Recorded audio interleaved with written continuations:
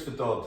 Good to see you. Nice to see you. Thanks for seeing me today. A pleasure. So we're here at Leeds Estate Solicitors to speak to Chris Dodd, who's one of the partners here. And what we're going to do today is just talk about how Chris has got to where he's got to today, what's been his motivations, and how do you get to become a partner in a law firm.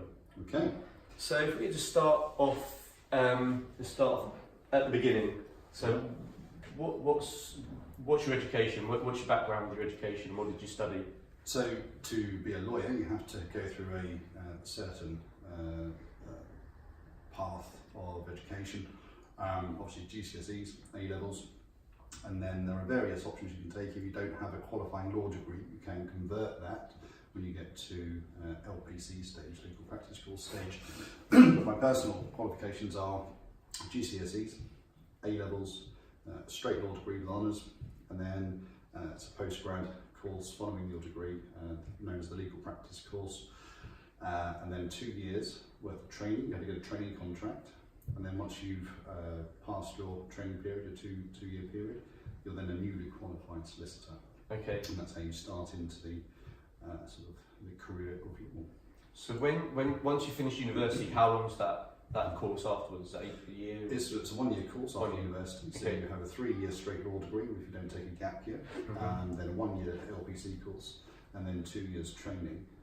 So if you're lucky enough to get a training contract, and it's very difficult to get one, especially now, but it was difficult when I did it also. It's a 6-year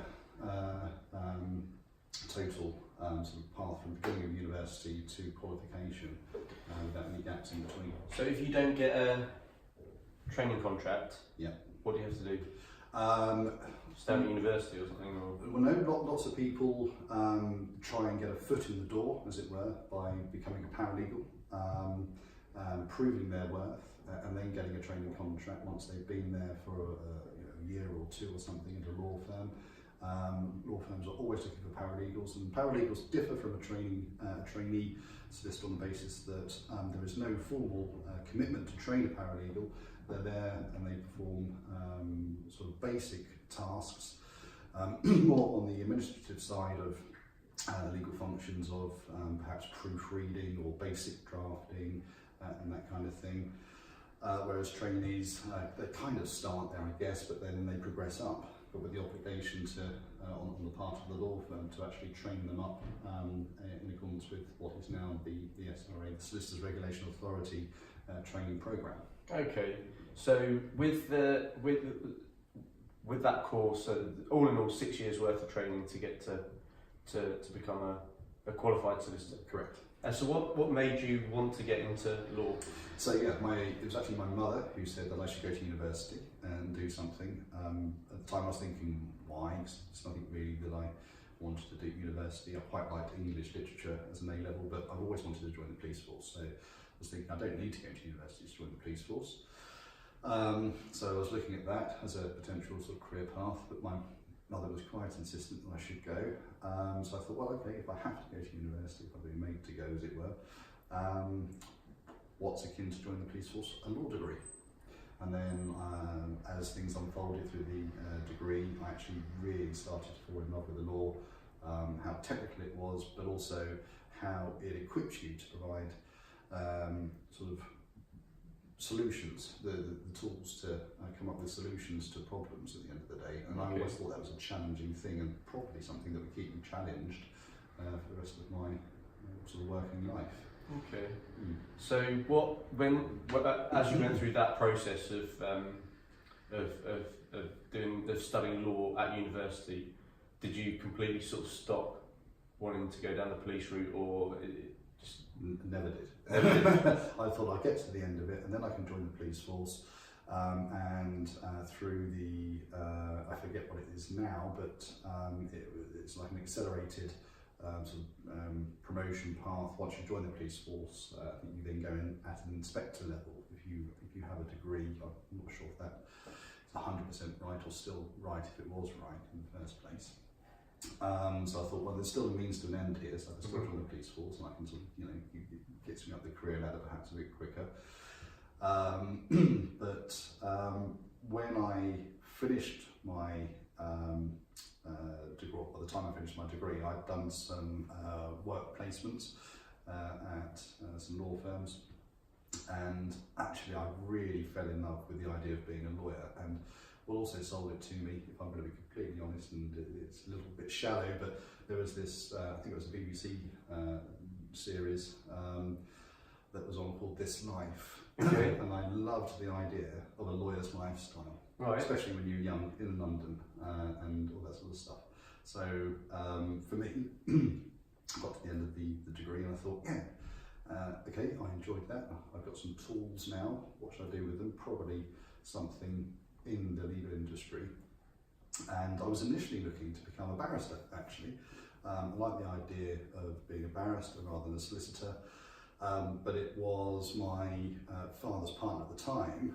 She was a contracts manager for the NHS, and she used a very big firm down in London, and she got me in on a one-to-one with one of the partners there, who spoke to me about the different sort of paths, the BBC, which is for barristers, or the LPC for solicitors, himself being a solicitor, and then he paraded in a few trainees and some paralegals and some newly qualifiers to sort of give me a snippet about what they did.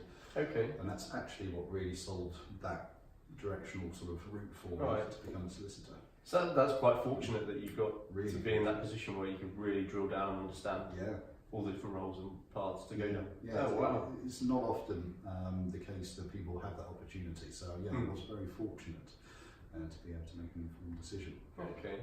So what do you think, from your, aside from the educational side of an academic side of learning to become a lawyer, what kind of skills do you think you need and you possess that lend itself nicely to the industry?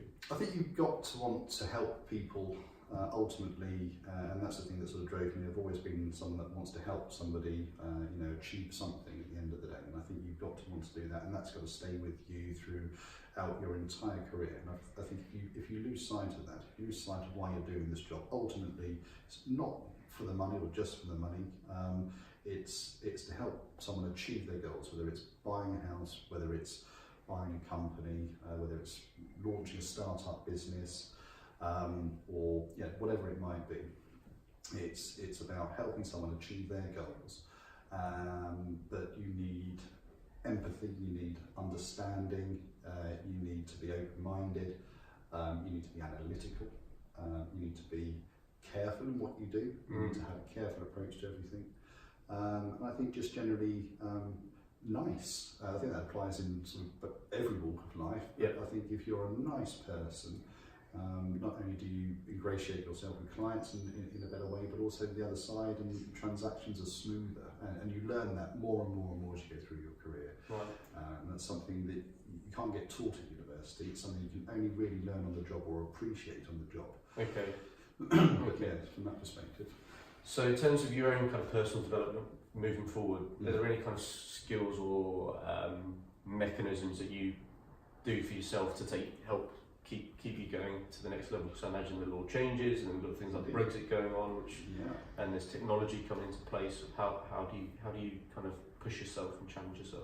All of those themselves present challenges that we have to overcome, and technology, starting with that, is a massive thing in the legal industry. And some of the big firms down in the city as of this year have started to use artificial intelligence, so they're almost replacing people with AI. The paralegals that I mentioned earlier for the proofreading, well, now there's the AI software programs that will proofread something for you. Wow.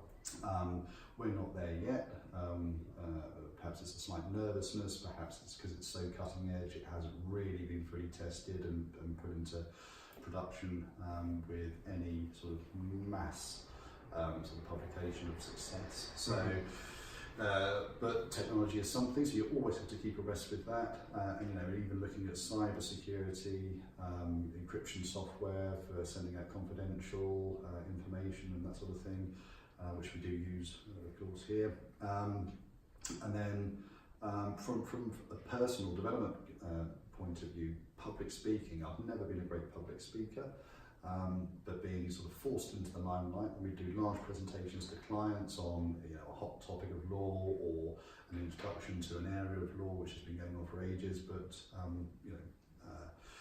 collective enfranchisement, where tenants have the right to buy the freehold from the landlord. That's a really popular thing at the moment, but it's been around since 1993. But the more tenants become savvy and more critical about what they're doing and what they're paying for and what their rights are. So the more popular that becomes. And so for me, just practicing, getting forced into the limelight, shaking like a leaf for the first 2 minutes, knowing that I'm not actually going to fall over and die, and then be able to get to the end of it was a big thing.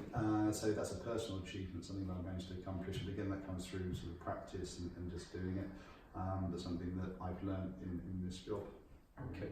And what about your motivations? What keeps you striving at work? Yeah. So there's the complexity of the work that I do. So there's the run-of-the-mill things, what we call bread and butter work that keeps you ticking over. But then there's the big complex matters that you wake up in the morning and think, great, I haven't got another same old day. And I don't really think I've ever had a day that is the same as the last. Might be slightly similar, but it's never been the same day. But that sort of work from a technical sort of brain cog turning point of view keeps me going. That gets me up and going. And then there's the income side of it. It's not a big secret that solicitors, lawyers, they work very hard for the money, of course, but they're rewarded proportionately.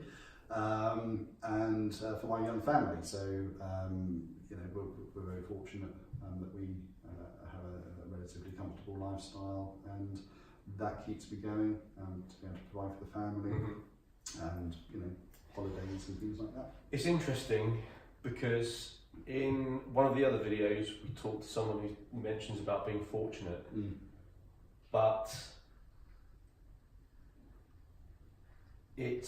you've worked hard to be where you are. It's not been luck or a fluke for you to get to where you are. No, today.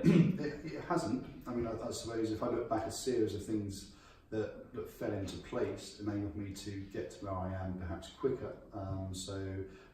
For example, a good friend of mine on the legal practice course introduced me to the firm that he had a training contract with already by the time he was on the LPC. And I was a paralegal for a short time, and then I was offered a training contract, but that was through by way of introduction through him. And if it hadn't been for that, I could have been floundering for a good number of months, maybe years, who knows, trying to find a training contract. Because they're not just doled out, they are very hard to come by. And yes, okay, you have to earn it, you have to get the good grades, you have to present yourself very well. I think the grades unlock the door once you're through it. It's then up to you personally to present yourself and show what sort of person, what's the personal attributes that you have that would make you a good trainee, and at the end of it a good candidate to take on as a newly qualified solicitor. So it is a case of working hard, but with some fortunate things in between. So you're very humble. I think that serves people well as well. I think if you're humble, and I think arrogance has no place in any walk of life, and particularly in this job, I think you just have to be grateful for what you have and what you've achieved, and remember that. Really, to be fair. Yeah. So outside of work, I know you do some charity bits. What are you involved with? So the biggest charity, certainly for the longest time, that I've been involved with is Magpass Air Ambulance. I've been a trustee of Magpass for 10 years now, in fact. And again, that was through an introduction from a client at Leeds State. They were looking for a legal representative to sit on the board, help with some technical aspects. And I have to say, in all of my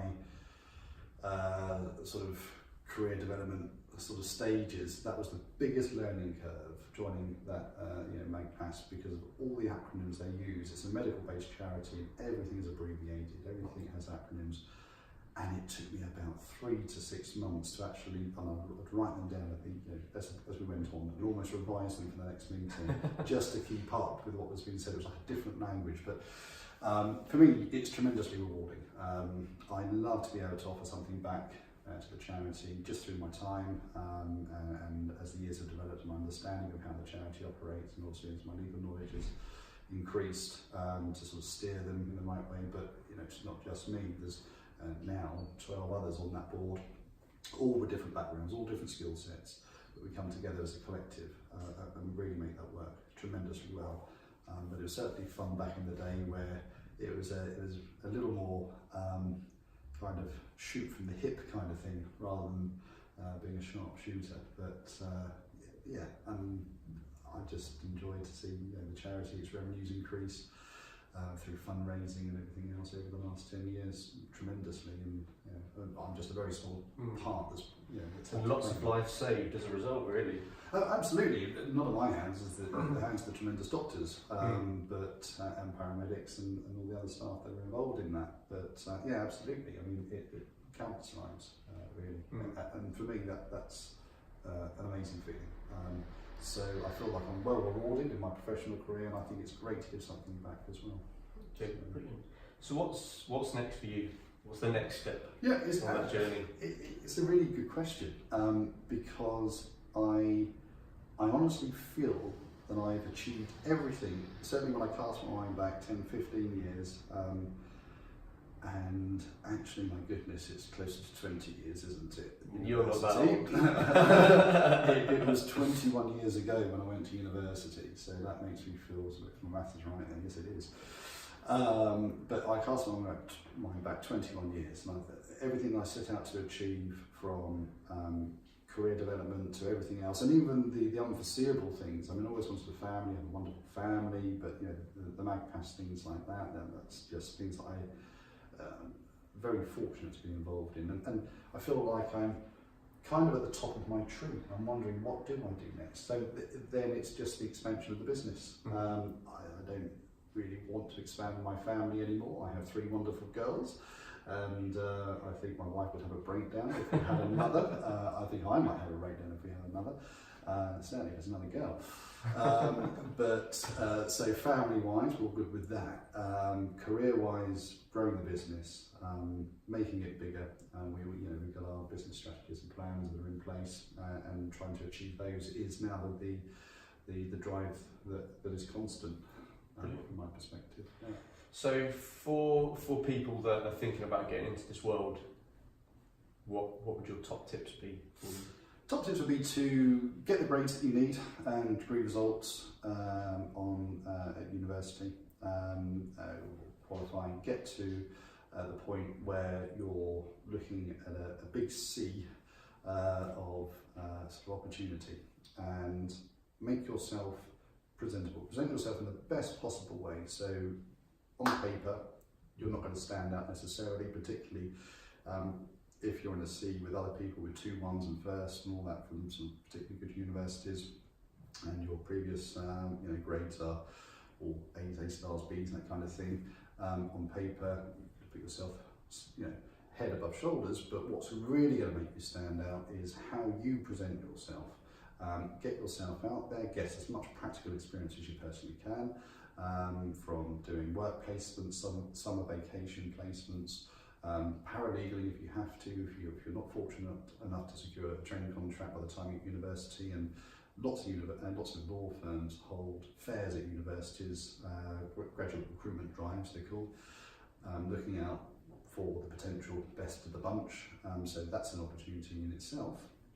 But if you don't manage to make the cut there, because it is so competitive, then really just try to get as much practical experience as you can, by way of working in law firms, work placements, and then paralegally if you have to, and then hopefully you'll get that magic training contract. I mean, that's the route to solicitor. Bar is slightly different, new pupilages and things like that, which chambers offer. But yeah, and knowing people, if you have any contacts, don't be afraid to contact them. Don't be afraid to tap them up and ask them, if they can pull some strings on and help you out and get you some, in front of people. Brilliant. Thank you very much for your time, Chris. Absolute pleasure. Thank you, Sam. You're not going to send me an invoice for your time, are you? Thank you very much. Cheers.